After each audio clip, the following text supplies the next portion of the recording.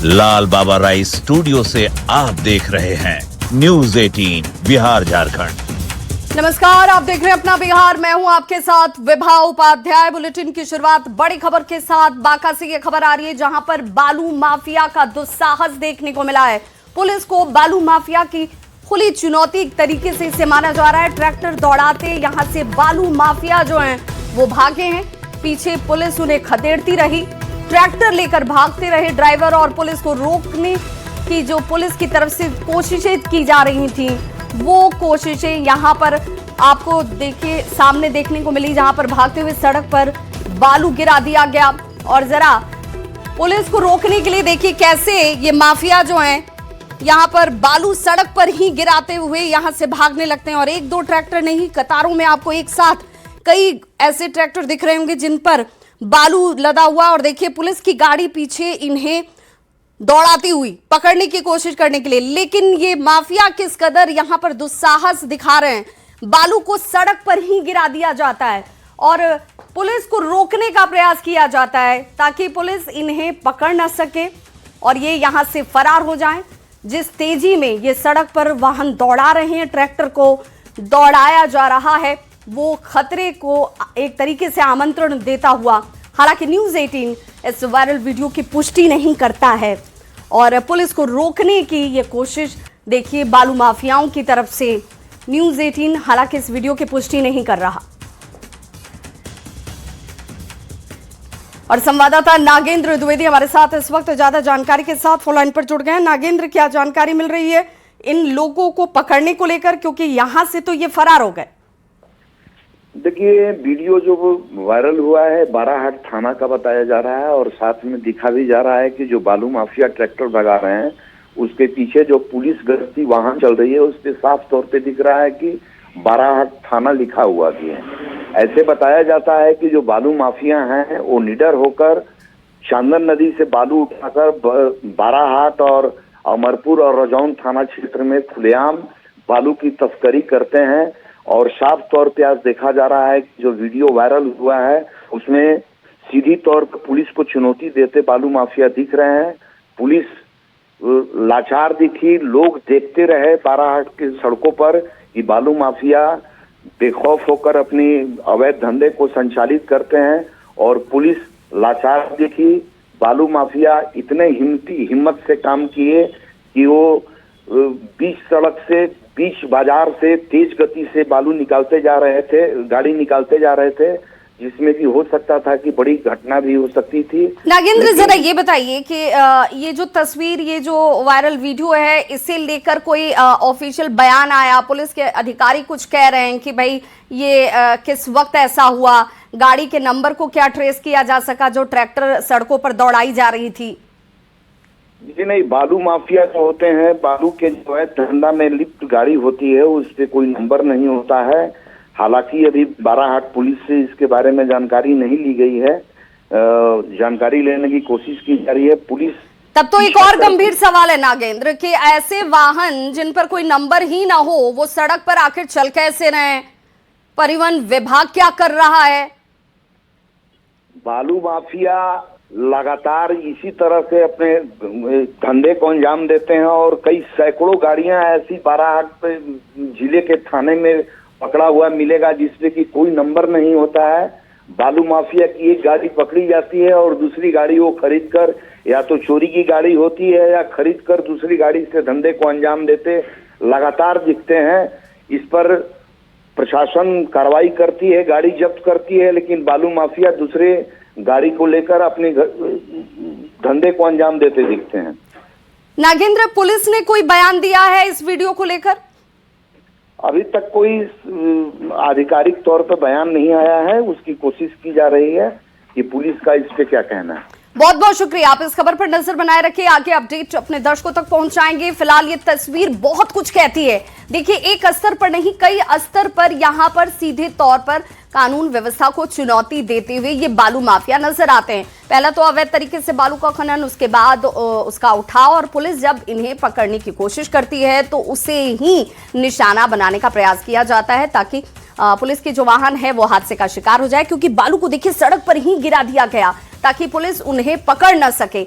जो सड़कों पर इस रफ्तार में ट्रैक्टर दौड़ रहे हैं उस पर कोई नंबर प्लेट नहीं है और बड़ी तेजी से यहां पर ये दौड़ते हुए दिख रहे हैं। अगर कोई गाड़ी इनकी चपेट में आ जाए, जान माल का नुकसान हो जाए तो आश्चर्य नहीं होगा। लेकिन फिलहाल पुलिस की तरफ से ऑफिशियल स्टेटमेंट का इंतजार किया जा रहा है। न्यूज़ 18 इस वीडियो की पुष्टि नहीं करता है, लेकिन यह वीडियो इस वक्त तेजी से वायरल जरूर हो रहा है।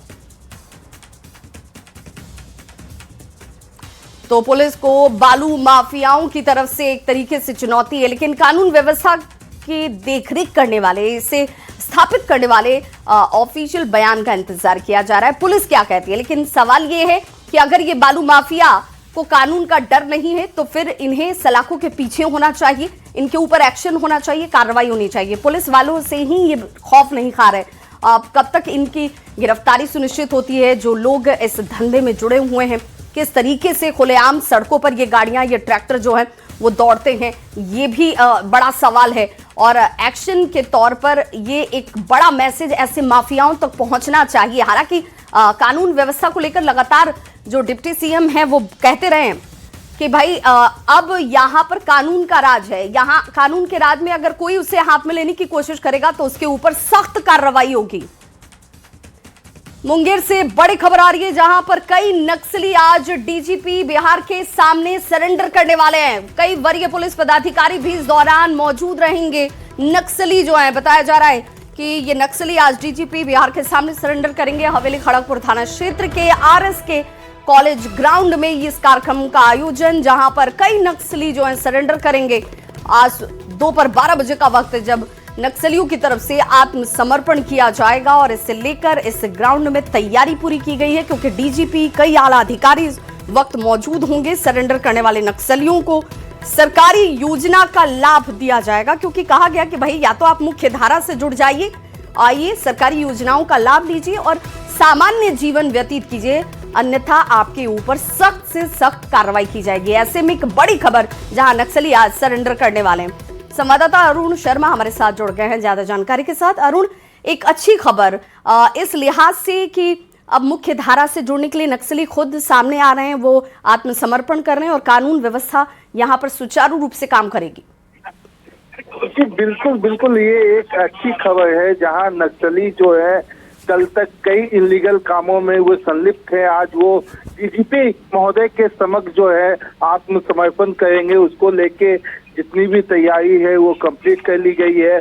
अब उनके आने की खाली देरी है। जैसे ही आएंगे डीजीपी खुद यहाँ पे मौजूद होंगे और उनके सामने ये सरेंडर करेंगे। जी, कितने संख्या नक्सलियों की बताई जा रही है, कोई जानकारी सामने? और देखिए, हालांकि 6 से कम नक्सली जो है उनके नाम आए हैं, लेकिन उनमें से कई नक्सली जो है वो आते हैं सामने, ये उस पर डिपेंड करता है। हालांकि 2 बड़े नाम जो है वो बताया जाता है कि 2 बड़े नक्सली भी उन नक्सलियों में शामिल हो गए जो आज जो है आत्मसमर्पण करेंगे। जी, बहुत बहुत शुक्रिया अरुण इस तमाम जानकारी के लिए।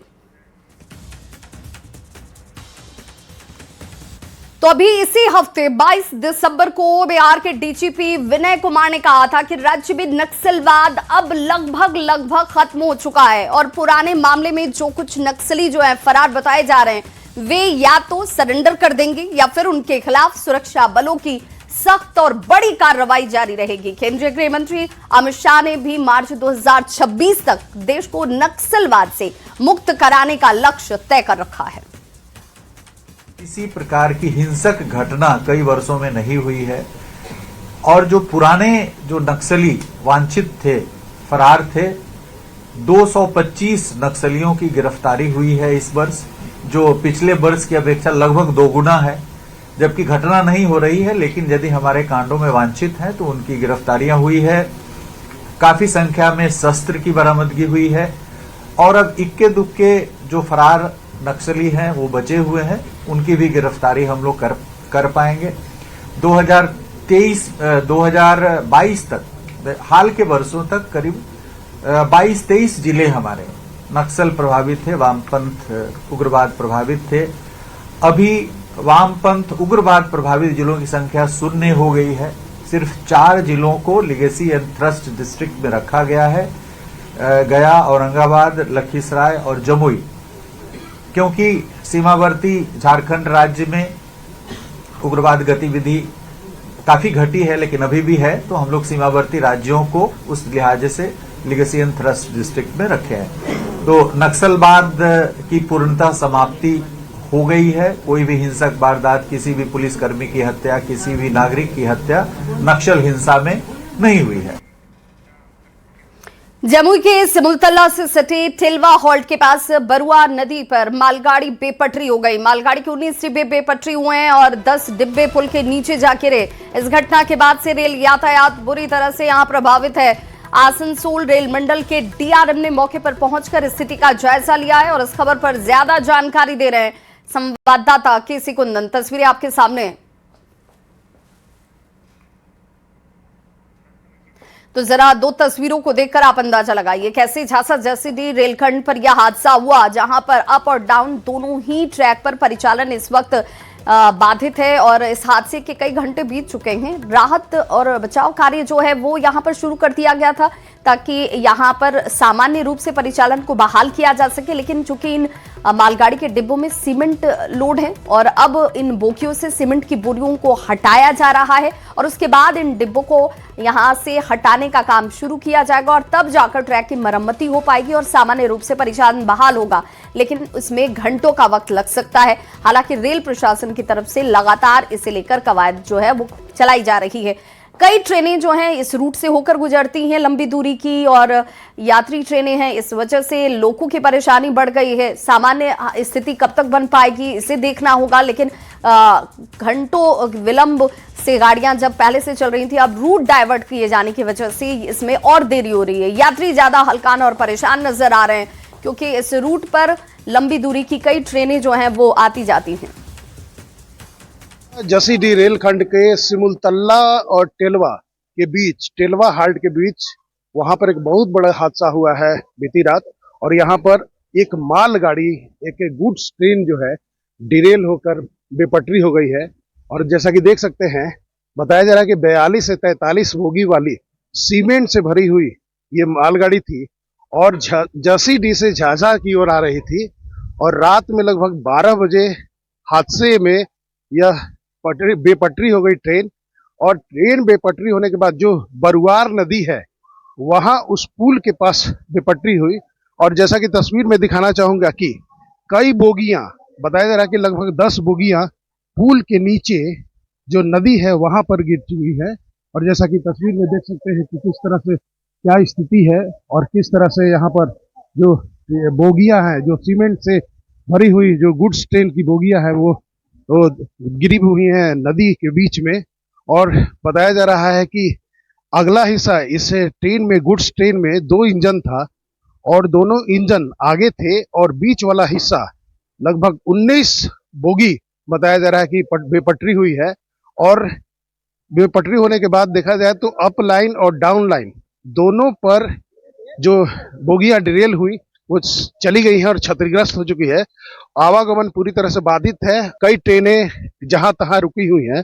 फिलहाल यहाँ पर यह स्थिति है कि जो मलबा है उसे हटाने की कोशिश की जा रही है, जो रेल प्रशासन के द्वारा क्रेन मंगाए गए हैं, बहुत सारे अधिकारी और कर्मी यहाँ तैनात किए गए हैं। अब देखना होगा कि मलबा को कितने देर में हटाया जाता है और ट्रैक को कब दुरुस्त किया जाता है। फिलहाल इस रूट पर रेल परिचालन पूरी तरह से बाधित है। केसी कुंदन, न्यूज़ 18 जमुई। तो ग्राउंड रिपोर्ट आप देख रहे थे हमारे संवाददाता केसी कुंदन की, जो बता रहे हैं कि यहाँ पर रेलवे के जो आला अधिकारी हैं वो पहुंचे हुए हैं और यहाँ इस ट्रैक को दुरुस्त करने का काम और बोगियों में जो सीमेंट की बोरियां लोड हैं उसे निकालने का काम तेजी से किया जा रहा है, लेकिन इसमें वक्त लग सकता है और यही वजह है कि एहतियाती तौर पर कई गाड़ियों को, कई ट्रेनों को जो इस रूट से होकर गुजरती हैं उन्हें डाइवर्ट कर दिया गया है और मालगाड़ी के 19 जो बोगी है वो डिरेल हुई और उसके बाद 10 बोगी जो है वो इस पुल के, जिसकी तस्वीर आप देख रहे हैं, उसके नीचे जा गिरी हैं। ट्रेनों के रूट को डाइवर्ट किया गया है और इस वजह से यात्रियों के लिए हेल्पलाइन नंबर भी अब जारी कर दिया गया है ताकि उन्हें इसकी जानकारी मिल सके। रेलवे कर्मचारी युद्ध स्तर पर इस कार्य में लगे हुए कि सामान्य किया जा सके यहाँ पर यातायात को। एक बार फिर से दोनों ट्रैक को, एक ट्रैक पर जिस ट्रैक से ये मालगाड़ी गुजर रही थी, सिर्फ वो ट्रैक क्षतिग्रस्त नहीं हुआ, अप और डाउन दोनों ट्रैक, जो तस्वीर में आप देख भी पा रहे होंगे, ये पुल का हिस्सा है और दोनों ट्रैक इस मालगाड़ी के डिब्बे के डिरेल होने की वजह से क्षतिग्रस्त हुआ। यही वजह है कि कोशिश ये की जा रही है रेलवे की तरफ से, सबसे पहले एक ट्रैक को, एक लाइन को दुरुस्त किया जा सके। और हमारे साथ इस वक्त आसनसोल रेल मंडल के पीआरओ शिवधन मांझी हमारे साथ जुड़ चुके हैं। सर, बहुत स्वागत आपका। और सबसे पहले तो यही जानना चाहेंगे कि इस वक्त कितना वक्त लग जाएगा यहाँ अप और डाउन लाइन को दुरुस्त होकर परिचालन के सामान्य होने में?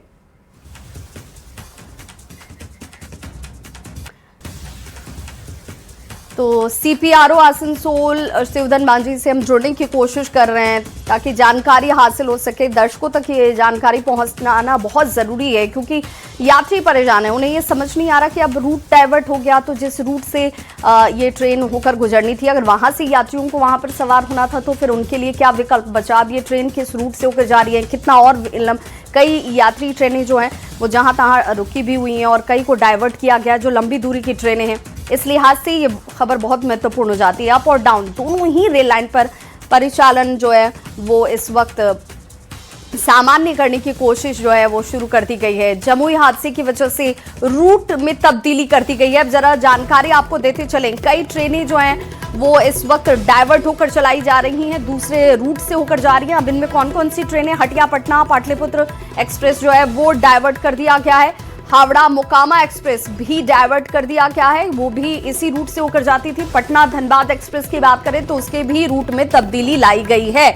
और बक्सर टाटा नगर एक्सप्रेस डाइवर्ट कर दिया गया है।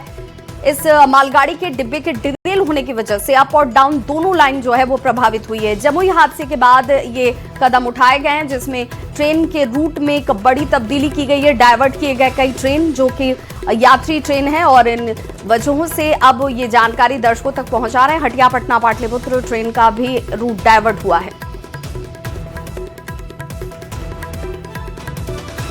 पटना में स्वच्छता सर्वेक्षण 2025-26 के लिए तैयारियों का दौर लगातार चल रहा है। मार्च में सर्वे के लिए केंद्रीय टीम जो है वो पटना पहुंचेगी और ये सर्वे देश के प्रमुख शहरों की स्वच्छता रैंकिंग को तय करता है। पटना नगर निगम का लक्ष्य टॉप 20 में जगह बनाना और 5 star garbage free city rating हासिल करना है। इस खबर पर ज्यादा जानकारी दे रही है न्यूज़ 18 संवाददाता विनीता मिश्रा।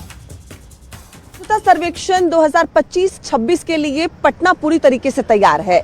मार्च में केंद्रीय टीम सर्वे के लिए आएगी और उसके मद्देनजर नगर निगम की तरफ से भी जो तैयारी है वो पूरी की जा रही है। स्वच्छता सर्वेक्षण में पटना का स्थान बेहतर हो, इसके लिए तैयारी शुरू कर दी गई है। पटना नगर निगम का लक्ष्य है टॉप 20 में जगह बनाना और 5 star garbage free city ranking हासिल करना। इसके लिए जो मेहनत है वो लगातार की जा रही है। इस बार सिटीजन फीडबैक और शिकायत निवारण की मार्किंग को भी दोगुना किया गया है। पहले 2 चरण में फोन कर नागरिकों का फीडबैक लिया जाता है, तीसरे चरण में असाइनमेंट का काम पूरा किया जाता है और चौथे चरण में ऑन फील्ड असेसमेंट किया जाएगा। इस बार रैंकिंग में कचरा प्रबंधन, गंगा घाटों की सफाई, सिटीजन फीडबैक और ग्राउंड असेसमेंट पर विशेष फोकस रहेगा। स्वच्छ सर्वेक्षण में इस बार 10 प्रमुख सेक्टर, 54 इंडिकेटर और 166 सब इंडिकेटर शामिल किए गए हैं और इसके मद्देनजर जो तैयारी है नगर निगम की तरफ से वो भी शुरू कर दी गई है। स्वच्छता सर्वेक्षण में पटना का स्थान बेहतर हो, इसके लिए नगर निगम की तरफ से तैयारी युद्ध स्तर पर अब की जाने लगी है, क्योंकि पिछले कई सालों का जो तजुर्बा है पटना को बेहतर रैंकिंग नहीं मिल रही है, लेकिन इस बार नगर निगम का जो लक्ष्य है कि टॉप 20 में पटना शामिल हो और उसके मद्देनजर जो तैयारी भी है वो नगर निगम की तरफ से शुरू कर दी गई है, क्योंकि मार्च में केंद्रीय सर्वे टीम आएगी और सिर्फ तैयारी और स्थिति ही नहीं देखेगी, आम लोगों से यानी जो सिटीजन होंगे उनसे भी बातचीत करेगी और उनके बोले हुए शब्दों के मुताबिक भी अंक दिए जाएंगे। इसी के मद्देनजर नगर निगम इस बार पूरी तैयारी से जुट चुका है और चाहता है कि टॉप 20 में पटना का स्थान हो और केंद्रीय टीम जब सर्वे के लिए आए तो पटना को टॉप 20 में शामिल किया जाए। कैमरामैन मनीष जुनेजा के साथ विनीता मिश्रा, न्यूज़ 18 पटना।